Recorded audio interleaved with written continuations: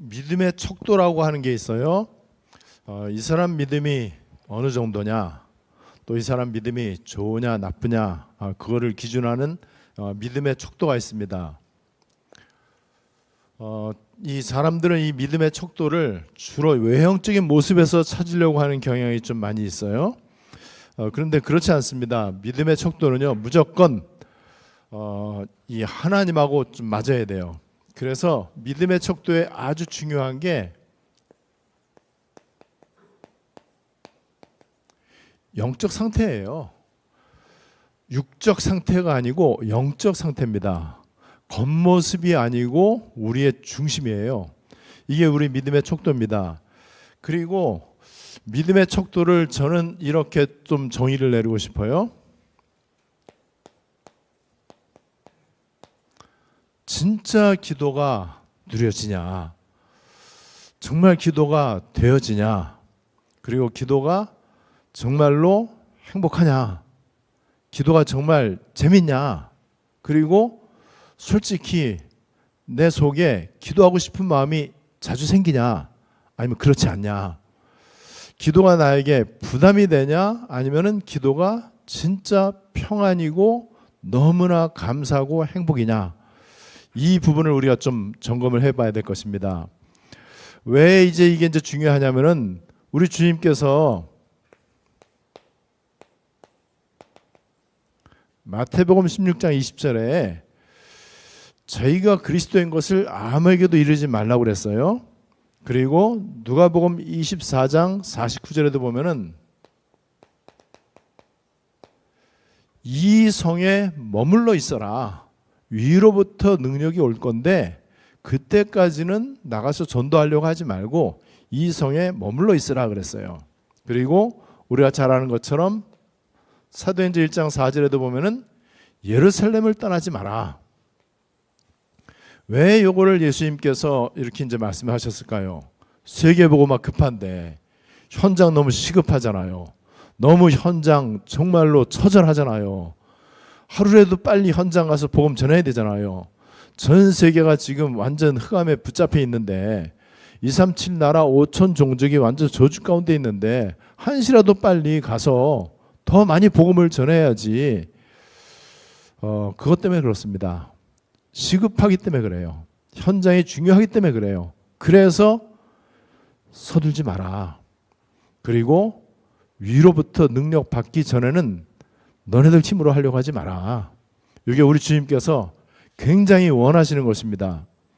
자, 그래서 우리가 사역을 할 때 좀 두 가지로 이렇게 나눠지더라고요. 굉장히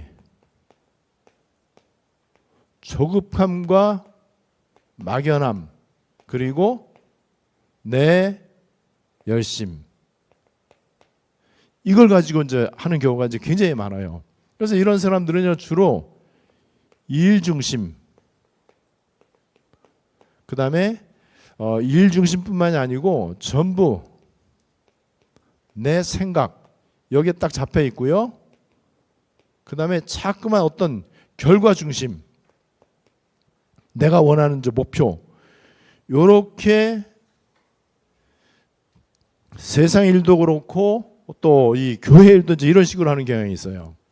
그런데 이게 아니고 우리가 진짜 기도 누림으로 여유를 가지고 기다리면서 이렇게 좀 할 수 있어야 돼요. 그러려면은 일 중심이 아니고요, 말씀 흐름 가운데 철저하게 성령의 인도를 받아야 돼요. 그리고 보호자로부터의 은혜를 누릴 수 있어야 돼요. 자, 우리가 지금 사역을 어떻게 하고 있느냐, 주로 이 1번 중심으로 했어요. 2번이 아니고 1번 중심으로 하는 이유는 뭔가 내 생각이 막 앞선 거예요. 내 목표가 있잖아요. 그리고 우리 인간은 아무래도 열매가 많이 일어나야 되잖아. 그리고 결과가 좋게 나와야, 내가 원하는 대로 결과가 나와야 그래도 뭔가 하나님의 일을 잘 한 것 같다는 느낌이 드니까는 그게 안 될까 봐 조급해하고, 그리고 그거에 대한 근거가 굉장히 막연하고, 내 열심 중심으로 하기는 하는데 내가 원하는 대로 결과치가 안 나타나면은 낙심이 되잖아요. 그래서 신앙생활이 굉장히 이게 행복하고 즐거운 게 아니고 뭔가에 이게 답답하단 말이죠. 자, 그래서 우리 주님께서는 우리가 1번 속에 있을 가능성이 굉장히 많이 있기 때문에 보호자의 비밀을 말씀하신 거예요. 우리 주님이 이 땅에서 그리스도 사역을 마치고 이제 부활하시고 승천하시면서 하늘 보호자로 가셨어요. 그래서 우리 주님이 하늘 보호자로 가시면서 내가 너희와 함께 있을 것이다. 어떻게 함께 있습니까? 보호자에 있으면서 시공을 초월해서 함께 있을 것이다. 그리고 약속을 했습니다. 내가 가지만은 너희에게 약속한다. 보혜사 성령을 보내줄 것이다. 그래서 영원토록 함께 할 것이다. 성령을 약속했단 말이에요. 그래서 이 보호자의 이 성령을 약속했는데 이게 바로 능력이에요. 이 능력을 약속하시고 보호자로부터의 성령의 능력을 약속하시고 가셨어요. 그러면서 우리에게 세계복음화를 부탁하셨습니다. 그죠? 우리 주님의 마지막 메시지는 전부 다 세계복음화잖아요. 마태, 마가, 누가, 요한복음의 마지막 구절은 다 세계복음화예요. 사도행전 첫 번째 구절도 다 세계복음화입니다. 세계복음화를 우리에게 부탁하시면서 이제 세상 끝날까지 함께 하겠다. 그러면서 이제 우리 주님이 성령을 약속하시고 보좌에 가셨단 말이에요. 이 사실을 제대로 믿어야 돼요. 요거를 믿는 게 믿음의 척도입니다. 그렇다면은 이게 진짜로 믿어진다면은요, 조급할 필요가 없어요. 그죠? 이게 진짜로 믿어진다면은요, 이 막연히 그냥 무조건 열심히 막 이렇게 열매 중심으로 이렇게 할 필요가 없죠. 철저하게 기도 누림 가운데, 그리고 이 영적 상태라고 하는 것은 결국에는 하나님과 나 사이의 생명선이거든요. 하나님과 내가 이게 잘 연결이 되어 있는 거예요. 그래서 기도를 누린다 이 말은요, 하나님과 소통이 지금 잘 되고 있다는 거죠. 걸림돌이 이제 없어졌다는 거잖아요. 이 비밀을 우리가 꼭 알아야 됩니다. 그래서 이거를 전부 다 한마디로 말하면요, 믿음의 척도가 이게 하나님의 뜻을 이루는 것인데, 하나님의 뜻은요 굉장히 간단하게 볼 수 있습니다. 하나님의 뜻은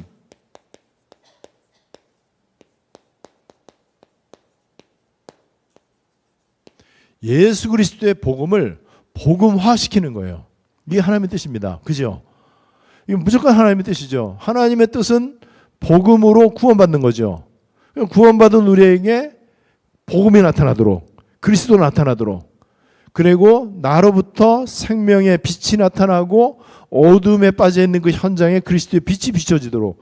그래서 하나님의 뜻은 복음을 복음화시키는 거예요. 이 복음을 복음화시키는 게 믿음의 척도에 달려 있습니다.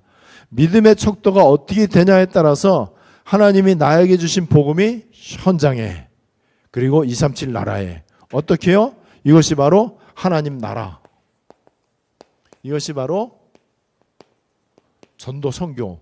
그렇다면 하나님 나라 전도 선교는 이게 인간 영역으로는 안 돼. 그래서 25시는 무조건 복음 24, 기도 24가 만날 때. 여러분, 이게 너무나 당연한 원리잖아요. 저는 날마다 이 생각만 해요. 다른 거는 다 여기에 이제 포함이 되어 있기 때문에 이 생각 속에서 저는 설교도 준비하고 기도도 이 중심으로 기도를 하고요. 그 다음에 앞으로 어떻게 할 것인지에 대한 계획도 전부 다 이 흐름 속에서 이제 이렇게 하려고 합니다. 그러니까는 전에는 굉장히 막연했단 말이에요. 그죠? 우리 다 막연했잖아요. 뭔가가 확신이 있는 것 같으면서도 또 한편으로는 막 의심이 나기도 하고. 근데 이게 이제 점점 여유가 있고 굉장히 이것이 아주 자연스럽게 되어지는 걸 보게 되죠. 그러다 보니까는 기도가 되게 평안하고 자꾸 기도하고 싶어지고 기도할 장소를 찾고 기도할 조건을 찾고 막 이렇게 한단 말이에요. 그러는 동안에 여기저기에서 계속해서 25시의 일이 일어나요. 우리가 지금 오늘 예수님 가르쳐 주신 기도를 우리가 살펴볼 텐데,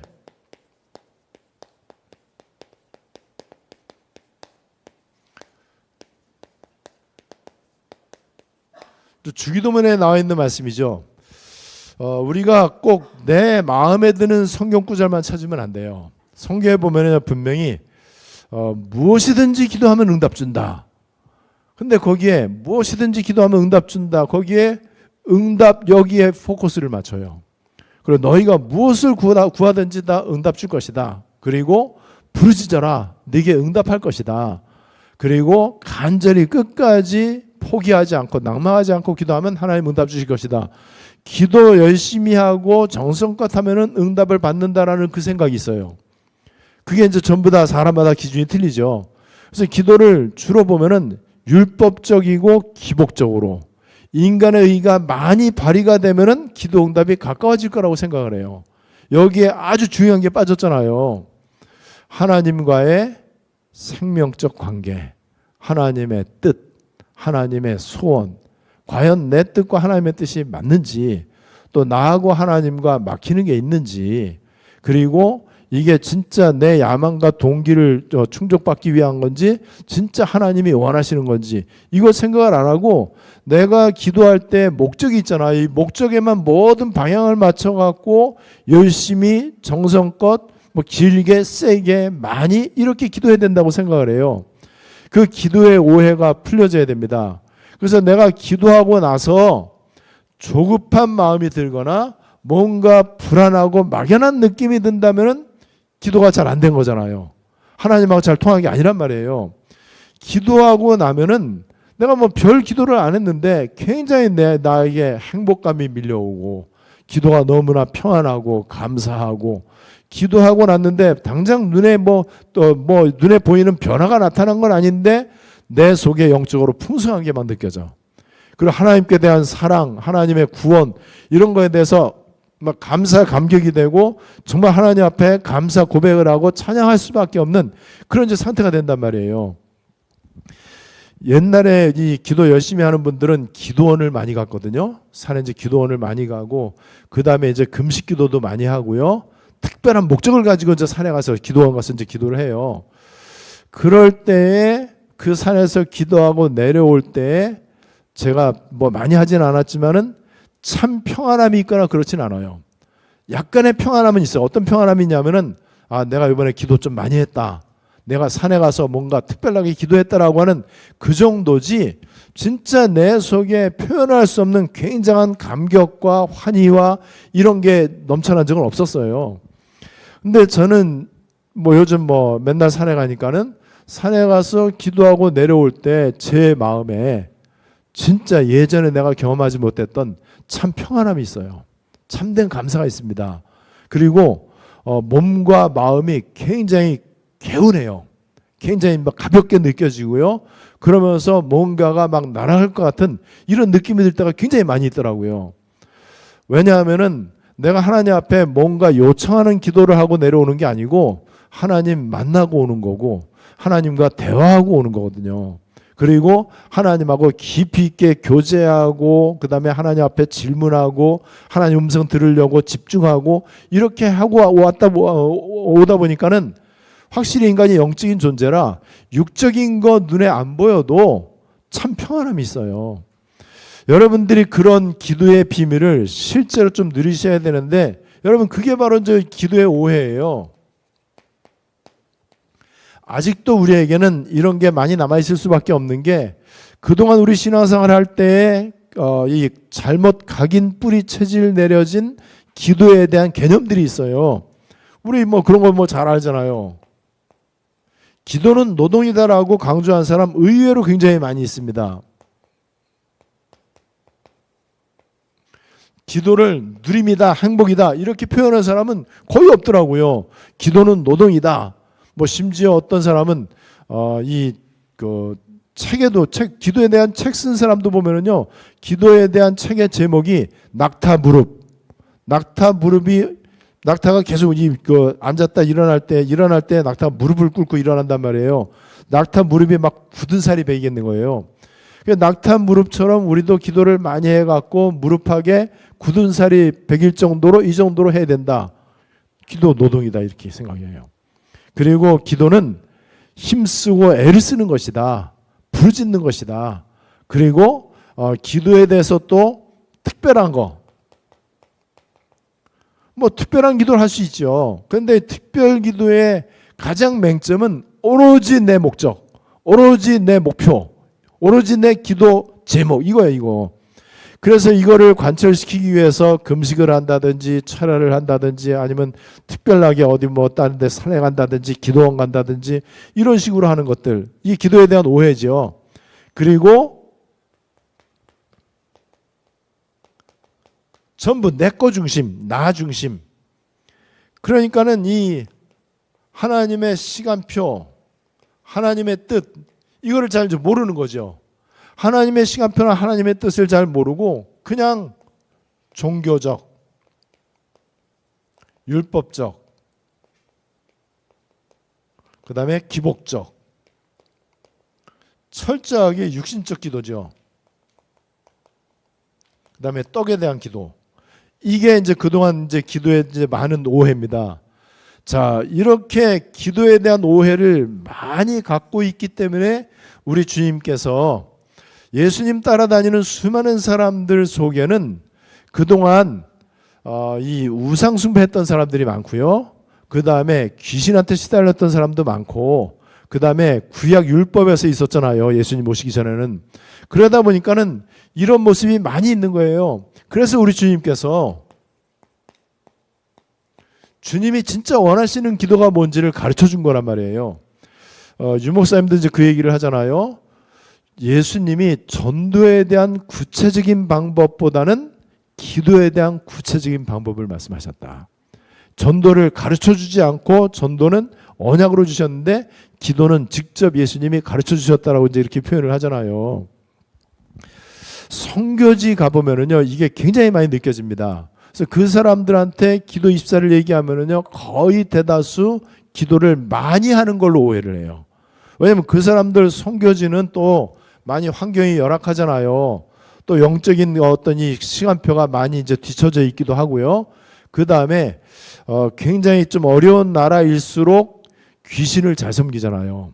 그 다음에 우상 숭배 굉장히 많이 하고요. 그 다음에 완전 이 종교식으로 이런 식으로 기도를 하고 있기 때문에 이 사람들에게 기도가 행복하다. 그리고 기도 제목 없어야 된다. 이게 이 사람들한테 잘 안 먹히더라고요. 왜냐하면 너무나 오랜 세월 동안, 어쩌면은 수백 년 동안, 그렇게 수천 년 동안 자기네 민족들이 전부 다 우상 가운데 있었거든요. 그러다 보니까는 이 예수님이 진짜 원하시는 기도, 기도의 행복, 그 다음에 기도 24, 보좌를 누리는 기도, 이런 기도를 잘 이해를 못해요. 우리 주님께서는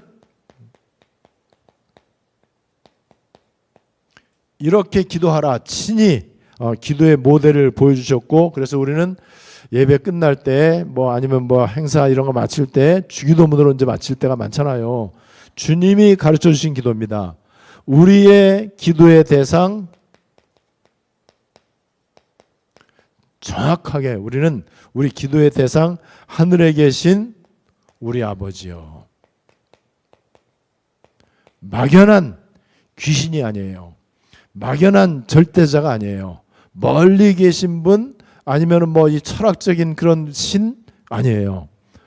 우리의 기도의 대상 창조주 하나님은 실제로 살아계시고 절대 주권을 가지고 나에게 좋은 계획을 가지시고 절대로 실수하지 아니하시고, 하나님은 우리에게 대한 사랑을 확증하시기 위해서 인간의 몸을 입고 이 땅에 예수님으로 오셨고 십자가에서 모든 문제를 해결하셨고, 우리에게 구원받은 우리에게 예수 이름을 부를 수 있는 신분을 주셨고, 그래서 우리가 기도할 때 하나님께서는 우리의 기도를 들으시고, 이 주님께서 우리의 기도의 대상이신 하나님께서 뭐를 말씀하시느냐? 하나님의 이름이 거룩히 여김을 받으시오며, 그 다음에 아주 중요한 나라가 임하옵시며 뜻이 하늘에서 이루어진 것 같이 땅에서 이루어지이다. 이름과 나라와 뜻, 이겁니다. 이름과 나라와 뜻, 이것만 우리가 기도해야 돼요. 이 속에 다른 기도가 다 포함이 되어 있다는 걸 알아야 되죠. 하나님이 원하시는 기도입니다. 그리고 이제 우리에게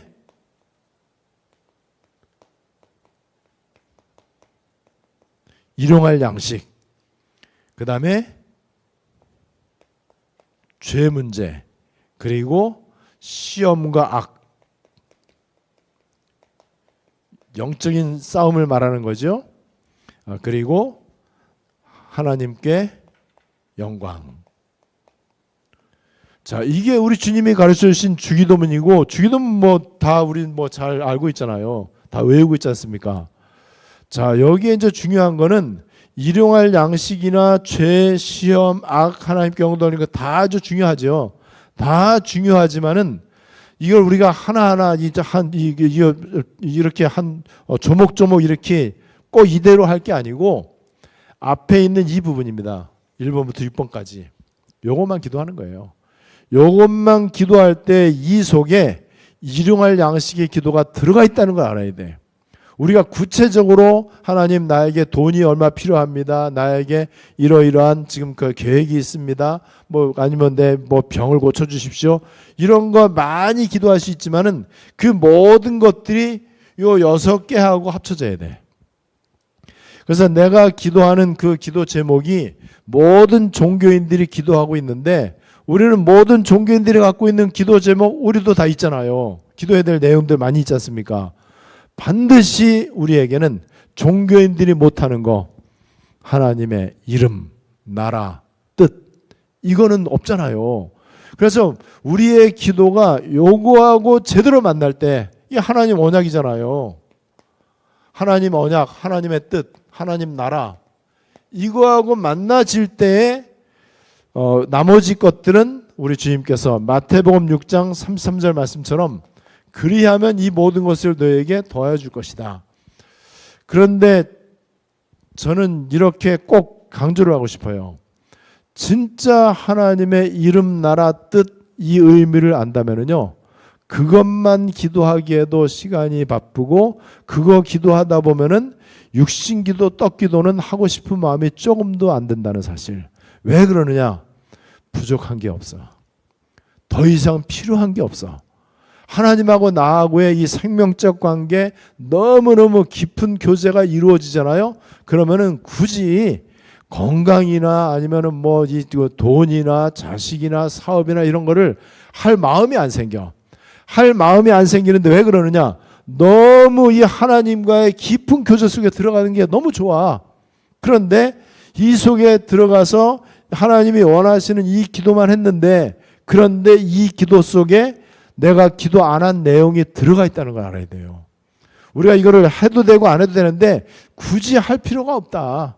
왜냐하면은 예수는 그리스도이시기 때문에, 또 우리는 사실은 아무런 문제가 없어요. 그리고 부족한 것이 전혀 없습니다. 전혀 부족한 게 없기 때문에 여러분, 우리는 뭐 채워달라고 기도할 필요가 없고, 우리에게는 더 이상 문제가 없기 때문에 문제 해결해 달라고 기도할 필요가 없어요. 기도가 왜 그렇게 평안함이 없고 기도가 누림이 안 되느냐? 문제 붙잡고 기도하기 때문에, 이 문제 반드시 해결해야 된다라는 생각이 있기 때문에 기도가 불편한 거예요.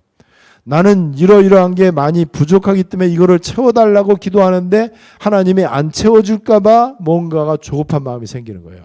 기도가 행복하지가 않은 거예요. 뭔가 내 목적과 동기를 가지고 기도하다 보니까 기도가 평안하지 않단 말이죠. 자, 그래서 우리 주기도문에 주님이 이 기도를 가르치신 이유는요, 모든 불신자나 종교인들도 기도하는 떡에 대한 기도 제목을 염두에 두시고, 또 기도에 대한 오해를 염두에 두시고 가르쳐 주신 거예요. 여러분, 그래서 우리가 이 부분에 대해서 정확하게 이 기도를 좀 누릴 수 있어야 됩니다. 우리 주님이 그래서 잘 보시면은요, 예를 들어서 사람이 떡으로만 사는 것이 아니요, 그 말은 떡이 필요하다는 걸 인정한 거예요. 사람은 외모를 보거니와, 사람들에게는 외모가 중요하다는 거예요. 그런데 나 여호와는 중심을 본다. 사람이 떡으로만 사는 게 아니고 여호와의 입에서 나오는 모든 말씀으로 사는 것이다. 이 얘기를 왜 했겠습니까? 생명의 떡이 모든 것이다. 육신의 떡 아무리 해봤자 안 된다. 외모는, 하나님은 외모 안 보신다. 우리의 중심을 보신다. 그렇다면은 외모에 대해서는 1도 신경 안 써도 괜찮다는 얘기예요. 그런데 그렇게 말하면은 이 사람들이 못 알아들어. 그래서 우리 주님께서 주기도문에서도 하나님의 나라 이름 뜻 이것만 기도하라 이렇게 말씀하셔도 맞아요. 그게요. 저는 그렇게 말하고 싶어요. 그런데 하도 오해를 하니까는 그래서 밑에 거 이거 덤으로 준 거예요. 덤으로. 사람들이 중심만 바르면 된다. 그러면 외모를 신경 하나도 안 쓸 거 아니에요. 인간관계에서도 막 엉터리고 너무나 이 사회생활도 못하고 너무나 사람이 규모도 없고 그다음에 계획성도 없고 자기관리도 못하고 이러면 안 되잖아요. 그래서 외모도 중요하다는 것을 곁들여서 말하지만은 그러나 아무리 외모를 완벽하게 잘 한다고 할지라도 중심이 하나님하고 통하지 않으면 안 되는 것이고 아무리 육신 떡의 응답을 많이 받아도 생명의 떡을 얻지 못하면 그게 무슨 소용이 있겠냐. 그 얘기예요. 주기도문에서도 여러분들이 그런 원리로 좀 보셔야 됩니다. 자, 예수님이 직접 모범을 보이셨어요. 예수님이 기도를 이렇게 가르쳐 주시기만 한 게 아니고 직접 예수님이 중요한 순간에 죽음을 앞두고 십자가를 앞두고 중요한 현장에서 직접 이 기도를 가르쳐 주셨습니다. 마태복음 26장 39절 그리고 마가복음 14장 36절 그리고 누가복음 22장 42절 세 개 다 똑같은 성경 구절이에요. 아버지 나의 원대로 마옵시고 아버지의 원대로 되기를 원하나이다. 예수님 직접 그렇게 기도했어요. 하나님 할 수만 있다면 이 잔을 내게서 옮겨주십시오. 나 너무 힘듭니다. 우리도 그렇게 기도할 수 있죠. 예수님도 직접 그 기도를 하신 거예요. 그러나예요. 나의 원대로 마옵시고 아버지의 원대로 되기를 원하나이다. 우리가 그렇게 기도할 수 있어야 돼요. 그 말은 내 원과 아버지의 원이 많이 차이가 있다는 그거를 전제로 한 거예요. 그래서 이 부분에 대해서 여러분들이 참 답을 얻으시면 되고요. 그 다음에 누가복음 23장 34절 여기 뭐라고 되어 있느냐? 저들을 사하여 주옵소서. 저들은 자기들이 하는 것을 알지 못함이니이다. 우리를 핍박하고 거짓말하고 오해하고 그 다음에 막 말을 지어서 자기 생각대로 그 다음에 거짓으로 완전 새빨간 거짓말인데도 그것이 금방 들통날 텐데도 그렇게 거짓으로 이렇게 우리를 참소하고 정죄하고 했던 그 사람들, 저는 예수님의 이 기도를 보면서 이해가 됐습니다. 아, 모르는구나. 자기가 지금 뭘 하고 있는지도 모르겠구나. 모르고 하는 거구나. 근데 이게 되게 불쌍한 말이죠. 그 정도로 영적으로 깜깜하구나. 자기가 지금 얼마나 죄를 짓고 있는지, 예수님을 십자가에 못 박혀 죽게 하면서 당당해 아주. 심지어는요, 자기 후손들까지 들먹이면서 후손들 다 죽여도 괜찮다라고 얼마나 어리석으면 그러겠습니까? 얼마나 영적으로 깜깜하면 그러겠어요? 얼마나 영적으로 무지하면 그러겠냐 말이죠. 그래서 저는 이해가 됩니다. 그래서 굳이 이미 그 속에 있는 예수님을 이렇게 이 십자가 못 박혀 죽게 하는 이 사람들은요, 이미 정죄 받은 거기 때문에 이미 저주 받은 상태예요. 그래서 굳이 우리가 그 사람들 또 정죄할 필요가 없다. 또 저주할 필요가 없다. 왜냐하면은 벌써 그런 자리에 있다는 것 자체가, 또 그런 일을 한다는 것 자체가 얼마나 저주받는 겁니까? 그런데 본인들은 몰라. 오히려 당당해. 여러분, 십자가에서 외치는 그 로마 군병들 보셨죠? 영화에서 보셨잖아요. 얼마나 당당합니까? 얼마나 자랑스럽습니까? 후대들에게 자랑거리가 되겠다. 교회에서 이렇게 불합리한 거, 부조리한 거를 우리는 정의롭게 개혁함으로 인해서 우리 후대들에게 우리 엄마 아빠가 이렇게 떳떳하고 자랑스럽다라고 후대들에게 말하겠다. 그게 저는 마태복음 27장 25절하고 비슷한 것 같아요. 예수의 핏값을 우리 후대들에게 돌리라고 하는. 여러분, 어쨌든 예수님이 이 기도를 직접 하신 거예요. 그러면서 우리 주님께서 또 뭐라고 기도하나? 23장 46절에는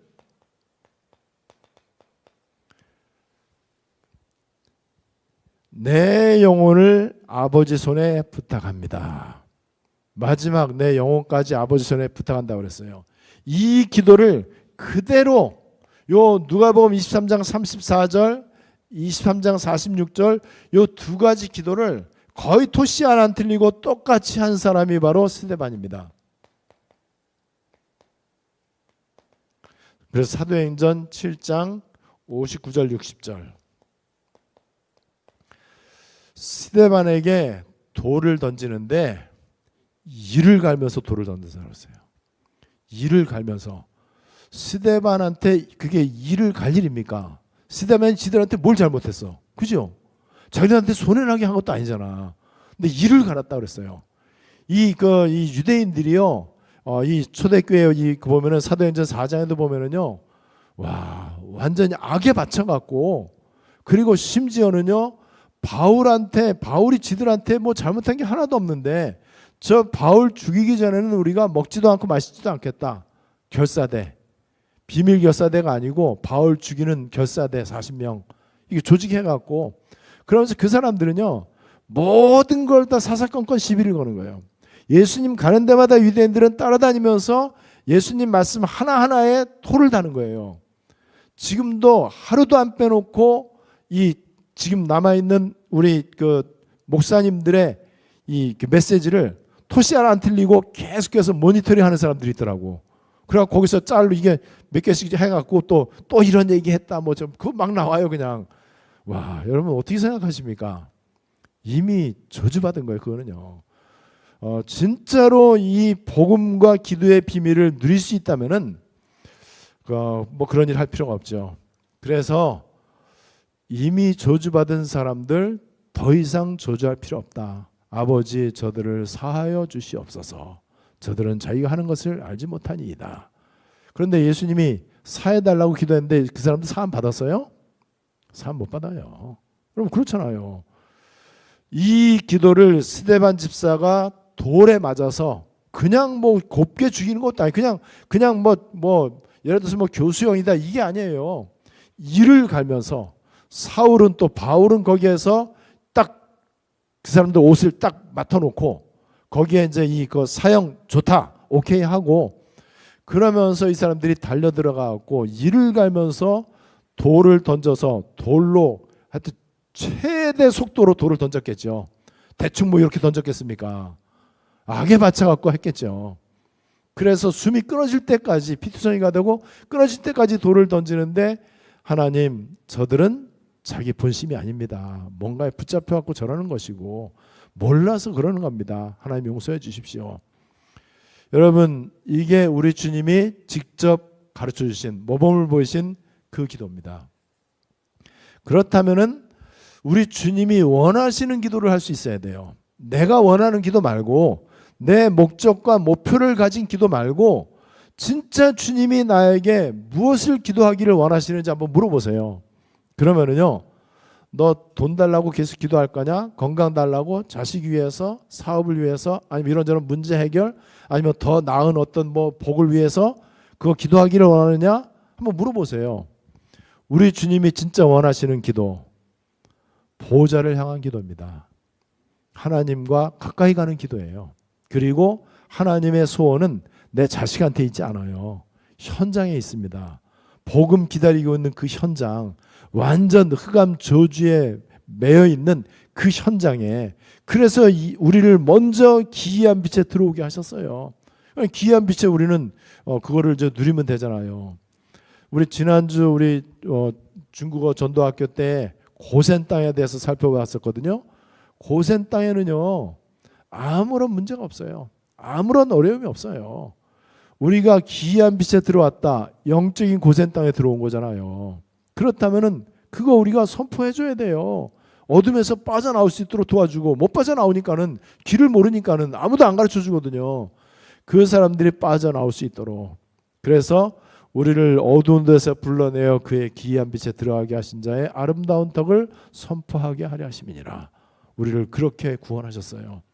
예수님 가르치신 기도, 그거를 계속 하다 보면은요, 기도가 이렇게 행복과 감사 25로 연결이 되어지게 될 것입니다. 예수님 가르치신 기도, 우리 주님이 원하시는 기도 행복하게 24 누리게 되시기를 바랍니다.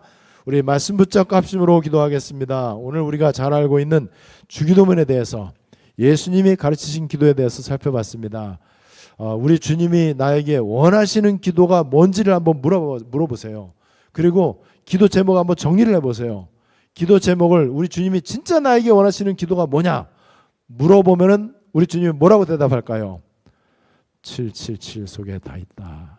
그것만 해라. 저는 그렇게 하실 것 같아요. 우리 말씀 붙잡고 합심으로 다 같이 기도하시겠습니다.